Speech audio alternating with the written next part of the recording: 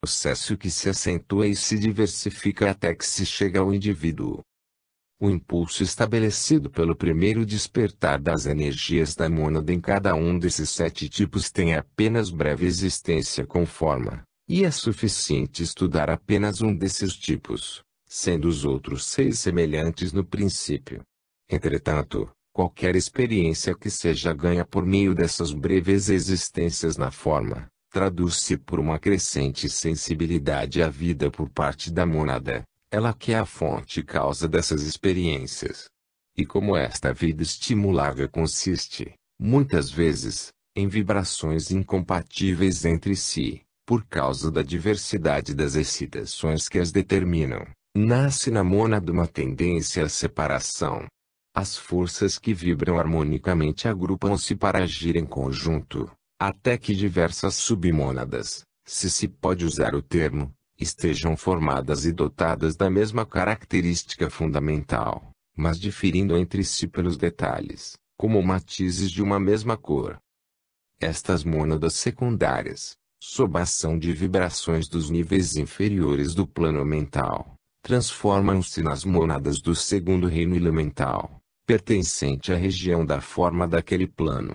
E assim, neste desenvolvimento, as mônadas aumentam incessantemente seu poder vibratório de resposta, cada mônada sendo a vida animadora de inumeráveis formas, através das quais recebe as vibrações e, à medida que estas formas se desagregam, ela vai animando constantemente formas novas. Este modo de subdivisão prossegue em decorrência da causa já descrita. Cada mônada encarna-se, pois, constantemente, nas formas e colhe e conserva em si, sob a forma de poderes ativos, todos os resultados obtidos por meio das formas que anima. Podemos, apropriadamente, considerar estas mônadas como as almas de grupos de formas, e à medida que a evolução prossegue, estas formas revelam atributos cada vez mais numerosos que são os poderes da alma grupo monádica manifestados por intermédio das formas nas quais esta alma se encarna. As inumeráveis submônadas deste segundo reino elemental acabam por atingir um estágio de evolução no qual começam a responder às vibrações da matéria astral, portanto a atuar no plano astral, tornando-se as mônadas do terceiro reino elemental. E repetindo, neste mundo mais denso, todos os processos já desenvolvidos no plano mental. Elas tornam-se cada vez mais numerosas como almas grupo monádicas, com uma diversidade crescente no detalhe de suas atividades, ao passo que o número de formas que cada uma delas anima descresce à medida que se acentuam as características especiais. E durante todo este tempo, seja dito de passagem, a eterna corrente de efusão da vida do Logos gera ininterruptamente novas mônadas da forma nos planos superiores, de maneira que a evolução continua incessante, e à medida que as mônadas evoluídas se encarnam nos mundos mais inferiores, são substituídas pelas mônadas recém-emanadas. Por meio deste contínuo processo de reencarnação, nos níveis astrais, das mônadas ou almas grupo monádicas, a evolução prossegue, até que se tornem capazes de responder às vibrações da matéria física. Se nos recordarmos que a superfície envolvente dos átomos últimos de cada plano se compõe da matéria mais densa do plano imediatamente superior, fácil será compreender como as mônadas tornam-se capazes de responder aos estímulos sucessivos de plano após plano. Uma vez habituada, no primeiro reino elemental, a responder às vibrações daquele plano, a mônada começa logo a responder, por meio das formas mais densas daquela matéria, às vibrações recebidas da matéria do plano imediatamente inferior. Assim revestida de formas onde entram os materiais mais densos do plano mental, tornar-se-á suscetível às vibrações da matéria atômica astral. Mais tarde, encarnada em formas compostas da matéria astral mais densa, perceberá, do mesmo modo, os movimentos do éter atômico físico, cujas superfícies envolventes compõem-se dos mais densos materiais astrais. Finalmente, então, a mônada atinge o plano físico, e aí começa, ou mais exatamente, Todas estas almas grupo monádicas começam a encarnar-se em formas físicas diáfanas, ou seja, nos duplos etéricos dos futuros minerais densos do mundo físico. É nestas formas etéricas que os espíritos da natureza elaboram os materiais físicos mais densos e assim se formam os minerais de todas as espécies, os veículos mais rígidos onde a vida envolvente se encasulia e nos quais os seus poderes ficam muito limitados. Cada alma grupo monádica manifesta-se através de formas minerais que lhes são próprias, nas quais se encarna e a especialização alcança um alto grau. Estas almas grupo monádicas são, às vezes, chamadas coletivamente de mônada mineral ou a mônada encerrada no reino mineral. A partir deste momento, as energias despertadas na mônada vão representar, em sua evolução, um papel menos passivo. Uma vez excitada sua atividade, estas energias começam, em certa medida, a procurar um meio de manifestação ativa, capaz de exercer uma influência firme sobre a construção das formas que lhes servem de invólucro.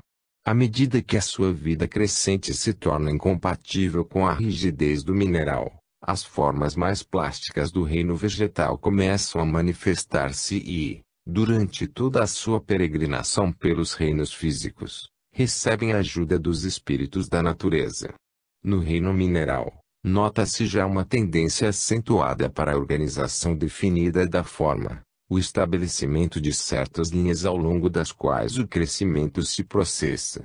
Essa tendência preside desde então toda a construção das formas e é a causa da perfeita simetria dos objetos naturais, familiar a todos os observadores. No reino vegetal as almas grupo monádicas dividem-se e subdividem-se com uma rapidez crescente, por causa da maior variedade dos estímulos a que estão sujeitas. A evolução das famílias, gêneros, espécies, é devida a este processo invisível de subdivisão. Quando qualquer gênero, com sua alma grupo monádica genérica, é submetida a condições muito cambiantes, isto é, quando as formas que lhe são ligadas recebem impactos muito diferentes, uma nova tendência a subdividir-se se instala na mônada, e várias espécies são então desenvolvidas, cada uma tendo a sua alma grupo monádica específica. Quando a natureza age por si mesma, este processo é relativamente lento, embora os espíritos da natureza trabalhem bastante para produzir a diferenciação das espécies. Mas quando o ser humano surge e inicia os seus sistemas de cultivo artificial, estimulando a ação de um conjunto de forças e impedindo-a de outras, então esta diferenciação é consideravelmente acelerada, de modo que as espécies novas surgem mais rapidamente. Enquanto uma divisão efetiva não é produzida na alma grupo monádica, a sujeição das formas a influências similares pode novamente erradicar a tendência à separação, mas quando essa divisão se tenha completado, as novas espécies ficam definitivamente estabelecidas e prontas por sua vez a ramificar-se. Nos representantes do reino vegetal, dotados de uma longa vida, o elemento de personalidade começa a manifestar-se, pois a grande estabilidade no organismo torna possível este prenúncio de individualidade.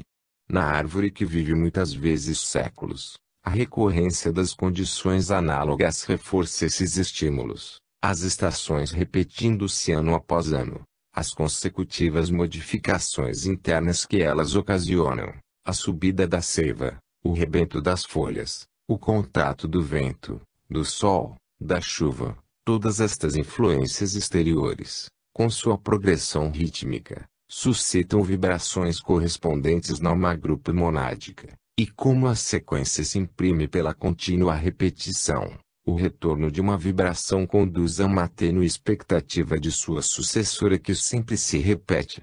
Na natureza nenhuma qualidade evolui subitamente. E estes são os primeiros esboços daquilo que um dia será a memória e a expectativa.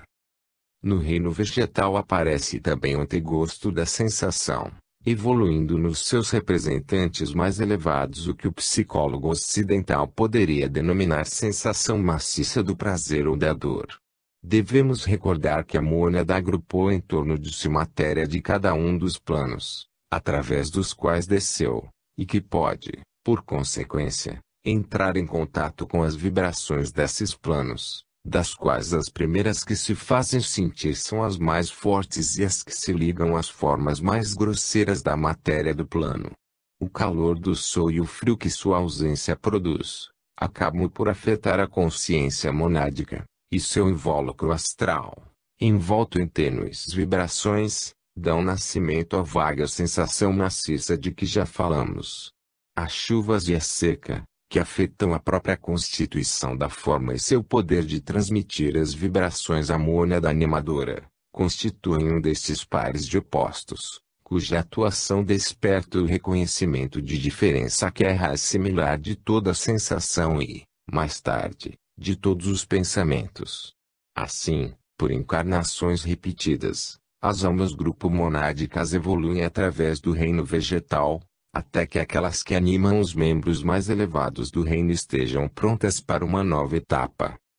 Esta etapa as conduz ao reino animal, onde começam lentamente a desenvolver, em seus veículos físico e astral, uma personalidade bem definida.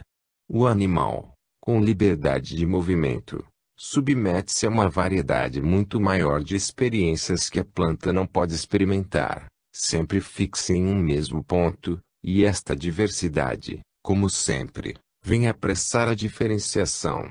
Entretanto, a alma grupo monádica, que anima os animais selvagens de uma mesma espécie ou subespécie, não se diferencia senão lentamente, porque as experiências adquiridas, embora muito diversas, repetem-se constantemente e são partilhadas por todos os membros do grupo. Estes contatos do ambiente ajudam o desenvolvimento dos corpos físico e astral e graças a eles a alma grupo monádica adquire muita experiência.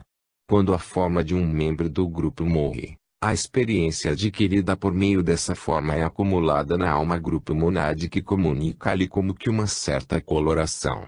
A vida da alma grupo, ligeiramente ampliada por este fato, e que está ligada a todas as formas que compõem o seu grupo, imprime em todas elas a experiência continuamente repetidas, acumuladas na alma grupo monádica, aparecem como instintos, experiências hereditárias acumuladas nas novas formas. Assim, tendo inumeráveis passarinhos sido vítimas do gavião, por isso os filhotes, recém-saídos do ovo, abrigam-se rápido ao aproximar-se o inimigo hereditário porque a vida encarnada neles conhece o perigo, e o instinto inato é a expressão desse conhecimento. Este é o modo de formação dos maravilhosos instintos que protegem os animais contra os inumeráveis riscos habituais, ao passo que um perigo novo os encontra na impossibilidade de se defenderem, desnorteando-os. À medida que os animais ficam sob influência humana, a alma grupo monádica evolui com rapidez muito maior, e é assim que a subdivisão da vida que se encarna é prontamente precipitada graças a causas que são semelhantes àquelas que afetam as plantas quando domesticadas. A personalidade, que nos degraus inferiores pode ser considerada um aglomerado, começa a desenvolver-se e a se acentuar. Um rebanho inteiro de animais selvagens agirá sempre como se fora movido por uma única personalidade. Tão completo é o domínio das formas pela alma comum, que por meio delas, recebe os estímulos do mundo exterior. Os animais domésticos superiores, o elefante, o cavalo, o gato, o cão, mostram uma personalidade mais individualizada. Dois cães, por exemplo, podem ter comportamentos muito diferentes nas mesmas circunstâncias. A alma grupo monádica encarna-se em um número decrescente de formas, à medida que se aproxima gradualmente do ponto em que individualização completa será alcançada. O corpo de desejos ou veículo câmico toma um desenvolvimento considerável e persiste durante certo tempo após a morte do corpo físico, levando uma existência independente no Kabaloka. Finalmente, o número decrescente das formas animadas por uma alma grupo monádica chega até a unidade, e anima uma sucessão de formas simples, condição que não difere da reencarnação humana, senão pela ausência de manas, com seus corpos mental e causal. A matéria mental acumulada anteriormente pela alma monádica, em sua descida através do plano mental, começa a tornar-se sensível às vibrações deste plano, e o animal está então pronto para receber a terceira grande efusão de vida do Logos. O tabernáculo está preparado para receber a mônada humana.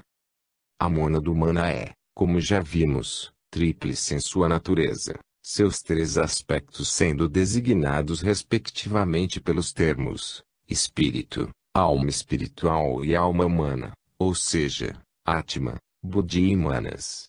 Sem dúvida que, no curso de éons, em grego, sentido de eternidade, de evolução, a mônada da forma em ascensão, poderia fazer evoluir manas por um crescimento progressivo, mas para a raça humana no passado, como para os animais atuais, esse não foi o curso da natureza.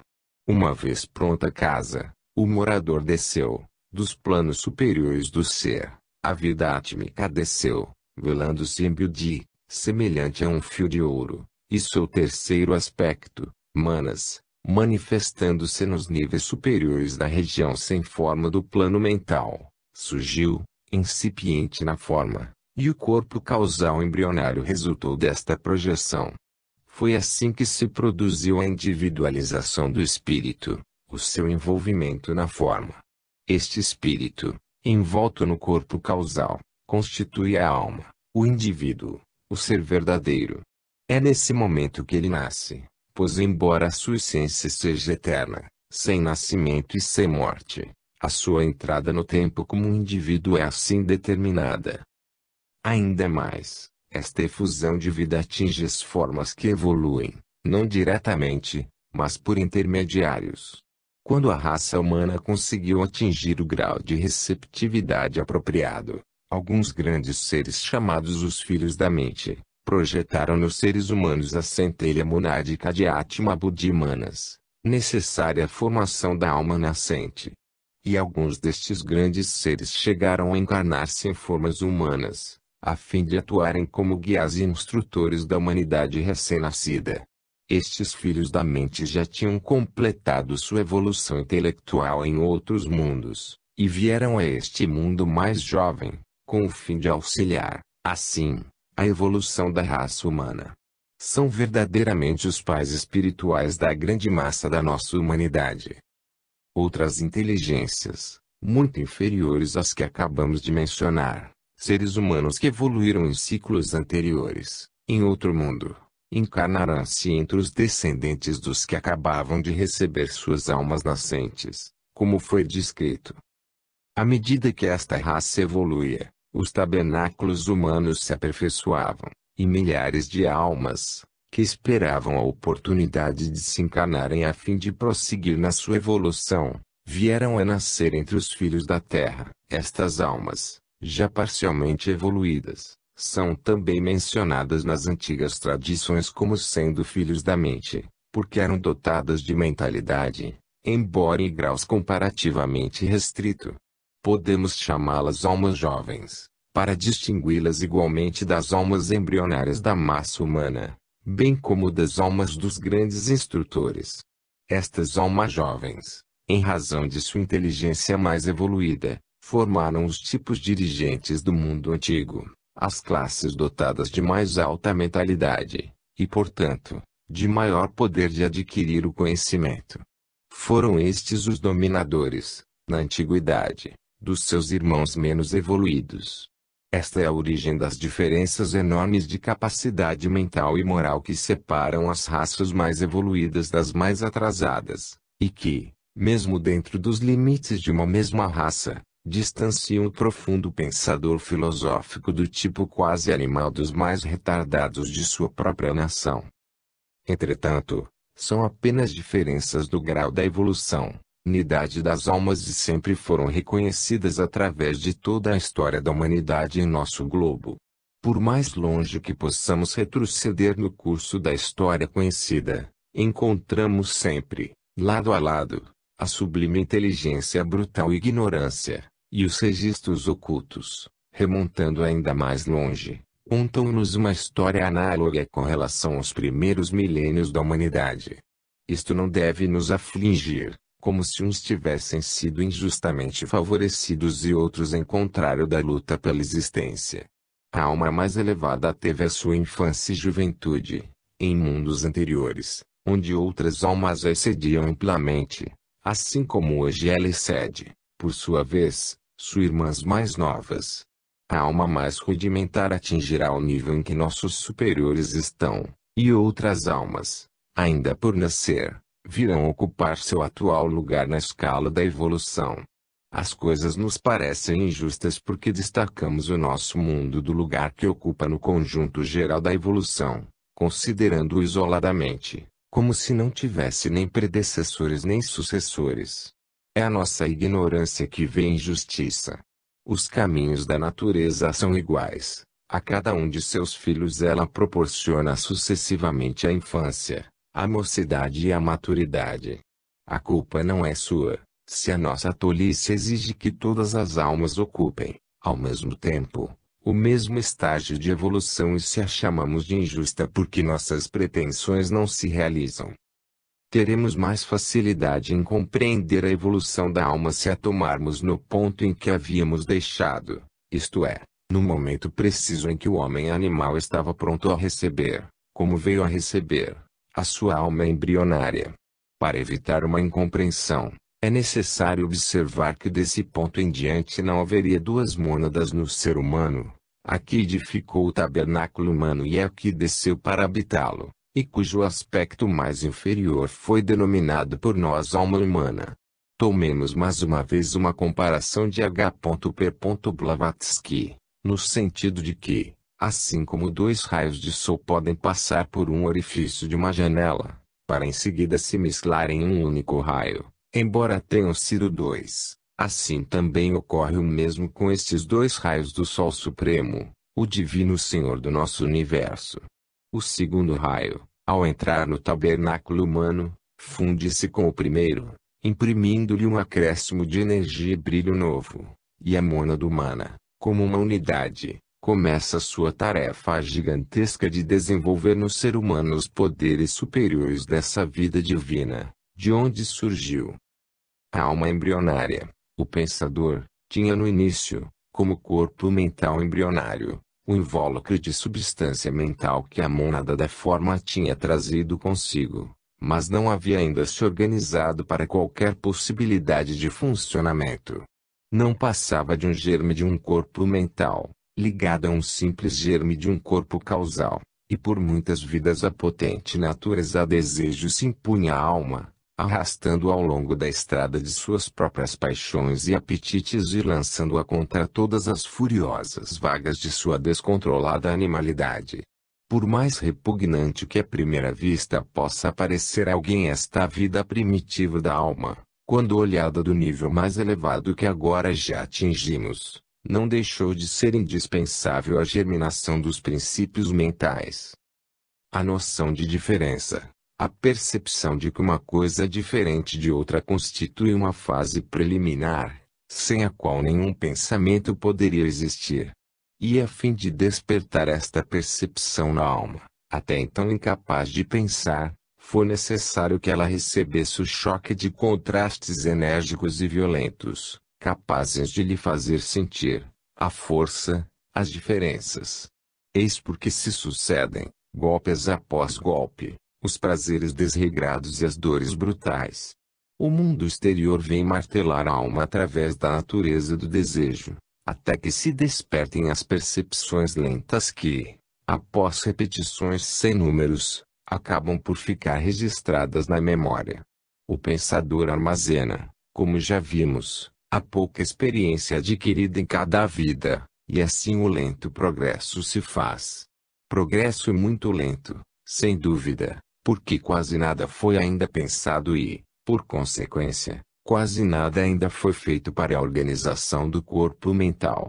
Enquanto numerosas percepções não forem registradas no corpo mental como imagens mentais, não haverá materiais suficientes para servirem de base à atividade mental interiormente gerada. Esta atividade começa a manifestar-se quando duas ou mais imagens mentais foram agrupadas e quando se conseguiu tirar delas uma inferência qualquer.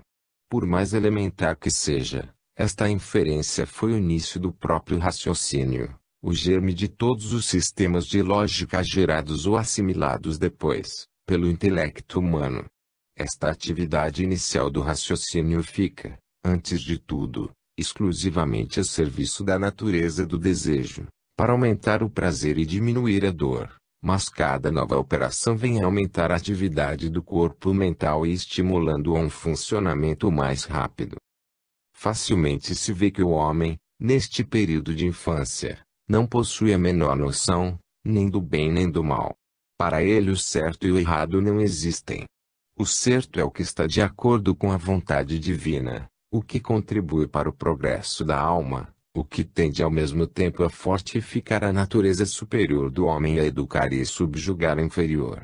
O errado é o que retarda a evolução, o que prende a alma nos estágios inferiores, depois que aprendeu as lições que estes têm para lhe ensinar. É o que tende a afirmar o domínio da natureza inferior sobre a superior, o que leva o homem a nivelar-se com o bruto a quem deve deixar para trás, e não com Deus que ele deve fazer manifestar em si.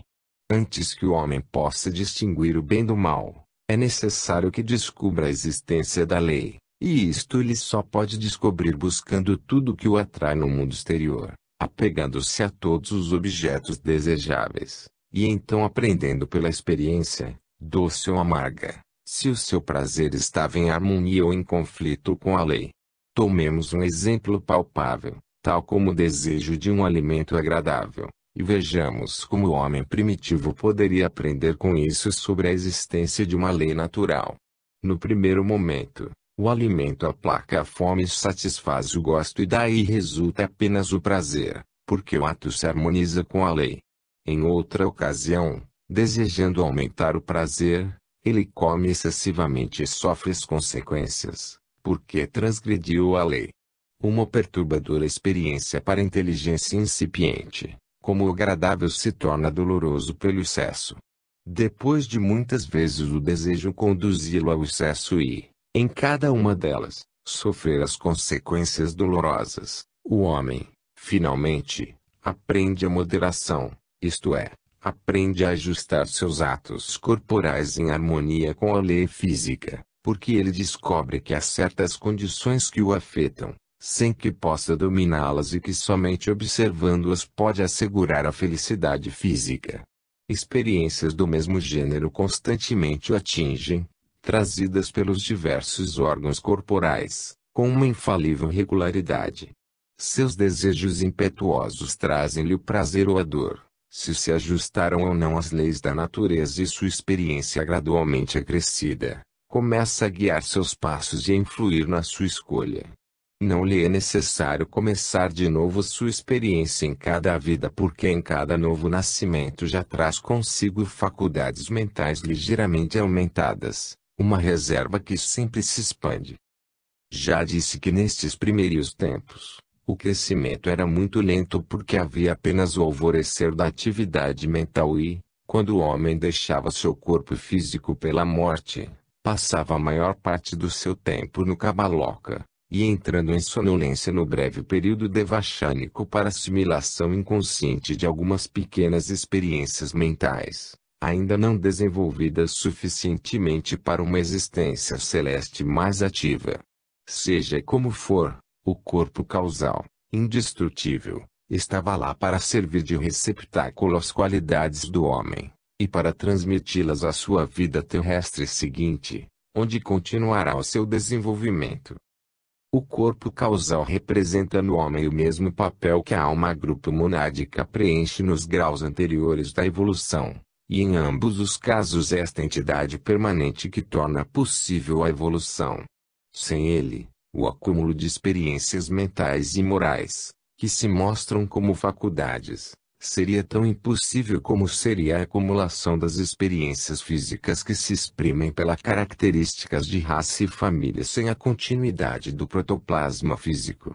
As almas surgiriam bruscamente do nada, para a existência, sem terem um passado de qualidades mentais e morais nitidamente acentuadas, o que formaria uma concepção tão monstruosa como monstruoso seria admitirmos crianças surgindo bruscamente à existência, vindas de parte nenhuma, sem ligações com quem quer que seja, mostrando, porém, tipos familiares e raciais bem nítidos. Nem o homem, nem o seu veículo físico são desprovidos de causas, ou gerados pelo poder criador direto do Logos. Aqui, como em muitos outros casos, as coisas invisíveis são claramente percebidas por sua analogia com as visíveis, sendo estas, na verdade, nada mais do que imagens, os reflexos das invisíveis. Sem uma continuidade no plasma físico, não haveria nenhum meio para a evolução das peculiaridades físicas. Sem a continuidade da inteligência, não haveria base para a evolução das qualidades mentais e morais. Em ambos os casos, sem continuidade, a evolução deter-se-ia no primeiro estágio, e o mundo seria um caos de infinitos e isolados começos, em vez de um cosmo em contínuo desenvolvimento. Não devemos deixar de salientar que nesses tempos primitivos o ambiente que rodeava o indivíduo contribuía para muita variedade no tipo e na natureza do progresso individual. Basicamente, a totalidade das almas deve desenvolver todos os seus poderes, mas a ordem em que elas se desenvolvem depende das circunstâncias em que a alma é colocada. O clima, a fertilidade ou a esterilidade da natureza, a vida na montanha ou na planície, na floresta continental ou nas margens do oceano, estes elementos e muitos outros ainda, impelem a atividade este ou aquele grupo especial de energias mentais nascentes. Uma vida de extrema privação, de incessante luta com a natureza, desenvolverá poderes muito diferentes daqueles surgidos em meio à exuberante riqueza de alguma ilha tropical.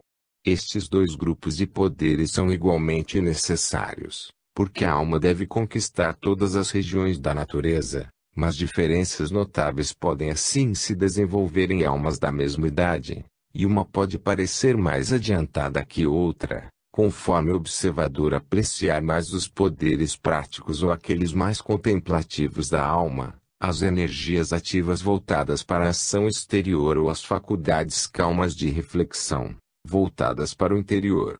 A alma perfeita possui todas as faculdades, mas a alma em caminho da perfeição deve desenvolvê-las sucessivamente, e assim surge uma outra causa da infinita diversidade que entre se apresentam os seres humanos. Novamente, pois, é necessário recordar que a evolução humana é individual. Quando um grupo de seres é animado por uma alma grupo monádica única, todos os representantes do grupo têm os mesmos instintos porque esta alma grupo monádica é o receptáculo das experiências, e ela difunde a sua vida em todas as formas que dela dependem. Mas cada ser humano, ao contrário, tem um veículo físico particular e apenas um de cada vez, e o receptáculo de todas as experiências é o corpo causal, que transfunde a sua vida no seu único veículo físico, porque somente com esse está conectado. Eis porque encontramos entre os indivíduos humanos diferenças que não se observam nunca entre os animais estreitamente ligados, e porque, também, a evolução das qualidades não pode ser estudada no conjunto total da humanidade, mas somente na individualidade contínua. A ciência, não tendo em seu poder meios necessários para penetrar em tal estudo, é incapaz de nos explicar, porque alguns indivíduos pairam muito acima de toda a sua raça, com verdadeiros gigantes intelectuais e morais. A ciência é incapaz de acompanhar a evolução intelectual de um Sankaracharya ou de um Pitágoras, a evolução moral de um Buda ou de um Cristo. Consideremos agora os fatores na reencarnação, pois uma clara compreensão deles é indispensável para a explicação de algumas das dificuldades em que vem esbarrar quem não estiver familiarizado com esta ideia, e entre outras a objeção bem conhecida da perda da lembrança das outras vidas. Vimos que o homem, em sua passagem através da morte física, no Kamaloka e no Devachan, perde um após outro, seus diversos corpos, físico, astral e mental. Todos eles se desintegram, e suas partículas combinam-se com os materiais dos planos respectivos. A conexão do homem com seu corpo físico é inteira e definitivamente rompida, mas os corpos astral e mental transmitem ao ser propriamente dito, ao pensador, os germes das faculdades e das qualidades que resultaram das atividades da vida terrestre, e estes germes são recolhidos no corpo causal e fornecerão a semente dos corpos mental e astral da próxima encarnação. Neste estágio, então, o homem propriamente dito subsiste só, à semelhança de um lavrador que trouxe para casa sua colheita e se sustenta dela até que ela termine. Em seguida, a alvorada de uma nova vida se levanta, e ele é obrigado a voltar ao seu antigo labor até a noite.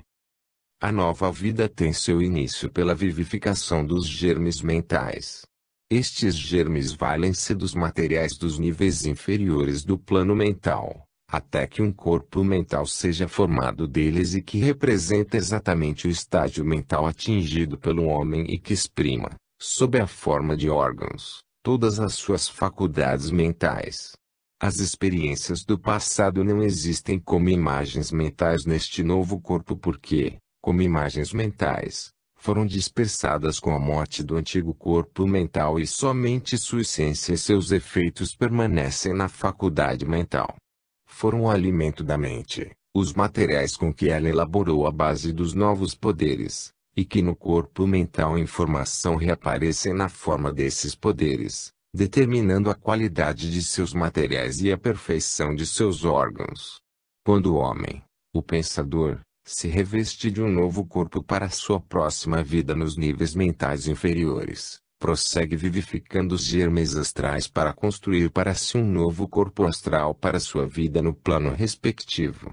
E este corpo representa exatamente a natureza de seus desejos, reproduzindo fielmente as qualidades evoluídas no corpo astral da vida anterior, assim como a semente que reproduz a árvore que a produziu. Eis, pois, o homem perfeitamente equipado para sua próxima encarnação. A única recordação dos acontecimentos passados subsiste em seu corpo causal, que é a sua forma individual permanente, o único de seus corpos que fica intacto de vida em vida. Enquanto isto, independentemente de sua vontade, diversas medidas são tomadas para lhe assegurar um corpo físico apropriado à expressão de suas qualidades. Nas vidas passadas, o homem estabeleceu ligações com outros seres humanos, contraiu dívidas com eles e estas afinidades preexistentes determinarão, em parte, o lugar de seu nascimento e sua família. Foi, para outros, uma causa de felicidade ou de sofrimento e este é um fator determinante das condições de sua nova vida. Sua natureza passional pode ter sido bem disciplinada, ou turbulenta e desregrada. Isto será levado em consideração na hereditariedade física do novo corpo. Se cultivou certas faculdades mentais, talentos artísticos, por exemplo, deverá isso ser levado em conta porque aqui de novo a hereditariedade é um fator importante, pois a delicadeza da organização nervosa e a sensibilidade tátil são necessárias para a expressão dos seus talentos. E assim sucessivamente, na infinita variedade dos casos individuais. O homem pode ter e certamente terá em si características inconvenientes, tanto que somente algumas podem achar expressão num corpo que seria disponível, e um grupo de suas potencialidades possíveis para expressão simultânea deve ser selecionado. Todo este trabalho é executado por algumas poderosas inteligências espirituais, chamadas os senhores do karma, porque a sua função é superintender o desdobramento das causas que constantemente são geradas pelos pensamentos, desejos e ações dos seres humanos. Esses seres manobram os fios do destino que cada pessoa gera e guiam aquele que está se reencarnando, para o ambiente determinado por seu próprio passado. A raça, a nação, a família, sendo assim determinadas, estes grandes seres oferecem o que podemos chamar o modelo do corpo físico, adequado à expressão das qualidades do homem e para a eclosão das causas postas em movimento por ele, E um molde do novo duplo etérico é construído no corpo materno por um elemental, tendo como poder animador o pensamento dos senhores do karma. É neste duplo etérico que o corpo físico se forma, molécula por molécula, seguindo exatamente o projeto etérico traçado. E aqui a hereditariedade física representa todo o seu papel, imprimindo-se nos materiais empregados. Além disso, os pensamentos e as paixões do meio familiar, sobretudo do pai e da mãe, constantemente presentes, influem no trabalho do elemental construtor por serem individualidades com as quais o ser reencarnante formou laços em encarnações passadas, e por isso influem nas condições físicas que se preparam para sua nova existência terrestre. Bem no começo deste estágio, o novo corpo astral se conecta com o novo duplo etérico e exerce sobre sua formação uma considerável influência, e através dele o corpo mental age sobre a organização nervosa, preparando-a para se tornar no futuro um instrumento de expressão conveniente. Esta influência, iniciada na vida pré-natal, de forma que, desde o nascimento, a organização cerebral da criança revela a extensão e o equilíbrio de suas faculdades mentais e morais, persiste após o nascimento. Esta formação do cérebro e dos nervos, assim como a sua correlação com os corpos astral e mental, prosseguem até o 7º ano da infância, época em que a conexão do ser humano com seu corpo físico se completa. E desde então pode-se dizer que ele age através do seu veículo físico mais do que sobre ele. Até esta idade, a consciência do pensador está mais no plano astral do que no físico, e isso se confirma muitas vezes pelas faculdades psíquicas despertadas nas crianças de pouca idade. Elas veem companheiros invisíveis em ambientes de fadas, ouvem vozes inaudíveis aos adultos e captam do mundo astral fantasias encantadoras e delicadas. Esses fenômenos desaparecem em geral quando o pensador começa a trabalhar efetivamente por meio de seu veículo físico e a criança sonhadora torna-se o menino ou a menina comum, muitas vezes para a tranquilidade dos pais confusos, que não compreendem a causa das esquisitices de seus filhos. A maioria das crianças tem, pelo menos, algo dessa esquisitice, mas aprendem depressa a dissimular essas visões e fantasias diante do acolhimento pouco simpático dos mais velhos, temendo a repreensão de inventar histórias ou o que ela mais teme, o ridículo. Se os pais pudessem contemplar os cérebros de seus filhos, palpitantes sob uma inextricável mistura de estímulos físicos e astrais que as próprias crianças não podem distinguir, e recebendo algumas vezes um choque, tão plásticos são, mesmo das mais altas regiões, dando uma visão de beleza etérica e de heróicos feitos, seriam mais pacientes, mais compreensivos com a tagarelice confusa dos pequenos quanto tentam traduzir em palavras inabituais os clarões fugitivos que atravessam suas consciências, e que elas procuram captar e reter. A reencarnação, aceita e compreendida, aliviaria a vida da criança de seu aspecto mais especial, nessa luta desacompanhada da alma para conquistar controle sobre seus novos veículos e para conectar-se plenamente com o seu corpo mais denso sem perder a capacidade de impressionar os veículos mais rarefeitos de forma a habilitá-los a transmitir ao mais denso suas vibrações mais sutis. Capítulo 8. A reencarnação. 2. Os estágios ascendentes da consciência, através dos quais o pensador passa, à medida que ele reencarna durante o seu longo ciclo de vidas, nos 3 mundos inferiores, estão nitidamente traçados, e há óbvia necessidade de muitas vidas para que nelas o homem possa percorrer todos estes estágios, para que se desenvolva plenamente. Pode trazer às mentes mais reflexivas a mais clara convicção da verdade da reencarnação.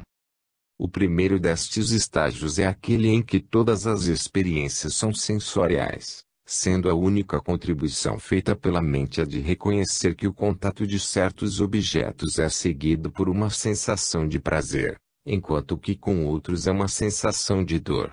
Esses objetos formam imagens mentais, que em breve começam a agir, incitando o homem a procurar os objetos associados com o prazer quando estes estiverem ausentes, e nisso principiam a fazer a sua aparição os germes da memória e da iniciativa mental.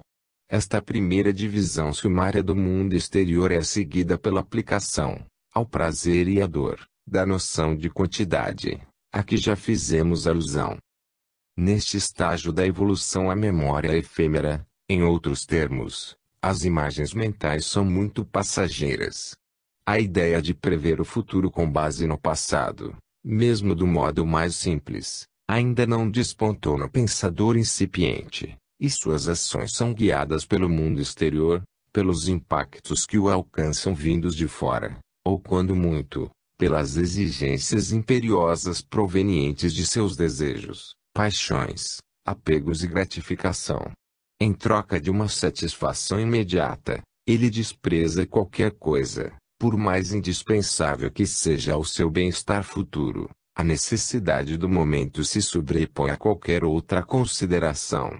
Podemos encontrar, nas narrações de viagens, numerosos exemplos de almas humanas ainda neste estado embrionário, e a necessidade de muitas vidas sucessivas fica patente a qualquer pessoa que estude a condição mental dos selvagens menos evoluídos, e a compare, mesmo com a da humanidade mediana atual. Nesse ponto é óbvio que a capacidade moral não é mais evoluída que a capacidade mental. A ideia do bem e do mal ainda não pode ser alcançada, nem é mesmo possível passar para a mente totalmente primitiva qualquer noção rudimentar de bem ou mal. Bom e agradável são para o homem primitivo termos correlatos, permutáveis, como no exemplo, aliás bem conhecido, do selvagem mencionado por Charles Darwin. Impelido pela fome, esse homem prostrou com um golpe de lança a criatura que se acha mais próxima, e que nesse caso era sua própria mulher.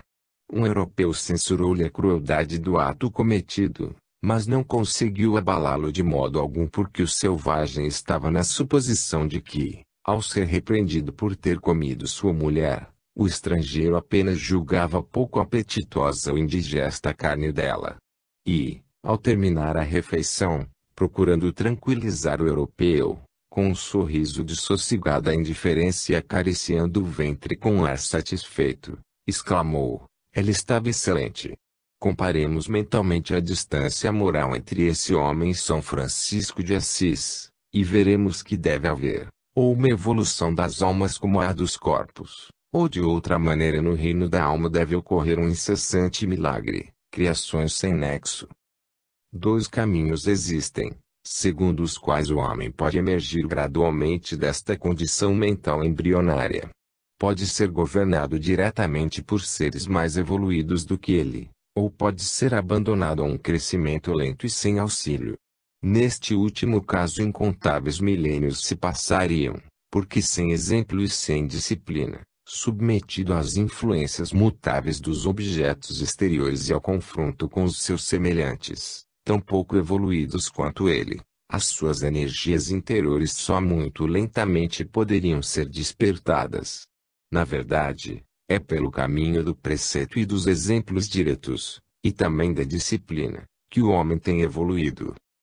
Como vimos, quando a humanidade, em seu conjunto, recebeu a centelha divina de onde nasce o pensador, muitos dos mais elevados filhos da mente encarnaram-se como instrutores, e que também uma longa sucessão dos menos elevados filhos da mente, em diferentes graus de evolução, entram em encarnação para formar, na maré montante da nossa humanidade, a grande onda da vanguarda.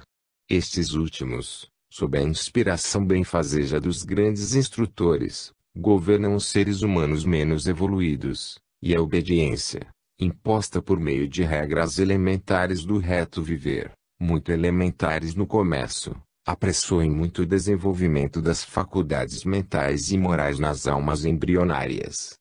Independentemente de todos os outros registros, os restos gigantescos de civilizações há muito tempo desaparecidas, testemunhando uma grande habilidade mecânica e concepções intelectuais bem superiores a todas as possibilidades da massa humana então em sua infância, bastam para provar que houve na Terra seres com mentes com grande capacidade de planejamento e realização. Voltemos ao estudo do estágio inicial da evolução da consciência. A sensação era a senhora total da mente, e os primeiros esforços mentais eram estimulados pelo desejo. Isto levou o homem, lenta e inabilmente, a prever e a planejar. Começou a reconhecer uma definida associação de certas imagens mentais, e quando uma dentre elas aparecia, esperava ver surgir aquela outra que sempre invariavelmente a seguia. Começou a inferir, e progresso notável, a tomar mesmo uma iniciativa tendo por base suas inferências. Começou igualmente a hesitar, de vez em quando, antes de ceder aos impulsos violentos do desejo, porque observou, muitas e muitas vezes, que a satisfação, exigida pelo desejo, associava-se na mente com a produção de um sofrimento subsequente. Esta mudança de atitude era poderosamente acelerada pela pressão exercida sobre ele pelas leis expressas oralmente. Defrontava-se com a proibição de gozar certas satisfações e lhe era dito que toda desobediência seria seguida de sofrimento. Quando conseguia algo que lhe dava satisfação e descobria que o sofrimento sucedia logo ao prazer, a obediência à advertência produzia em sua mente uma impressão mais forte do que aquela produzida por um acontecimento não previsto e que lhe atribuiria ao acaso. Nascia, então, um conflito incessante entre a memória e o desejo, e a mente crescia mais ativa nesta luta, o que a impulsionava a atuar mais ativamente. De fato, este conflito marcou a transição para o segundo grande estágio.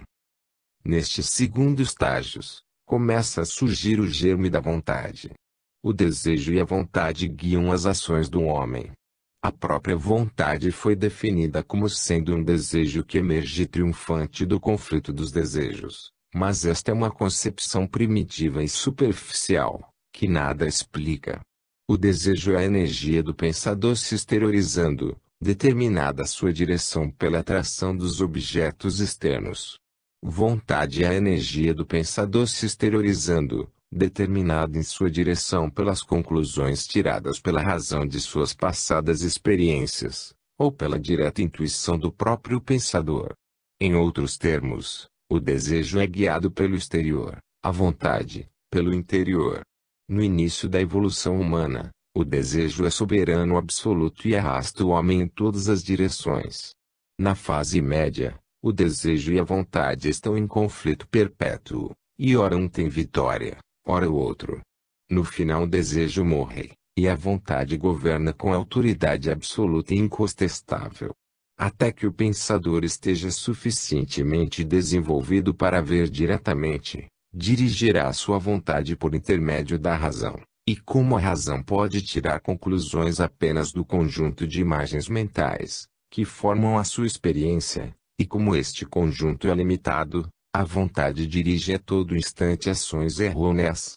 O sofrimento que resulta destas ações errôneas aumenta o conjunto de imagens mentais e provê a razão com um conteúdo mais rico, do qual tira as suas conclusões. Assim se efetua o progresso e a sabedoria nasce. O desejo frequentemente se mistura com a vontade, de forma que o que parece ser movido pelo interior é, na realidade, largamente determinado pelos apegos da natureza inferior aos objetos que lhe trazem satisfação. Em lugar de um conflito aberto entre as duas correntes, é o inferior que se insinua sutilmente na corrente superior, e a desvia de seu curso. Vencidos em confronto direto, os desejos da personalidade conspiram, então, contra o vencedor, obtendo quase sempre por astúcia o que não puderam obter pela força. Durante todo este segundo e grande estágio da evolução, em que as faculdades da mente inferior estão em pleno curso de desenvolvimento, o conflito é a condição normal, conflito entre o império das sensações e o império da razão. O problema a ser resolvido na humanidade é colocar um fim ao conflito, conservando o livre-arbítrio, orientar a vontade inevitavelmente para o melhor, sendo este uma questão de escolha. O melhor deve ser escolhido, mas por ato de vontade espontânea que se produzirá com toda a convicção de uma necessidade pré-estabelecida. A convicção de uma lei imperativa deve ser obtida por meio de inumeráveis volições, e cada uma destas deixada livre para determinar a sua própria trajetória. A solução deste problema é simples, uma vez conhecida, embora à primeira vista a contradição pareça insolúvel.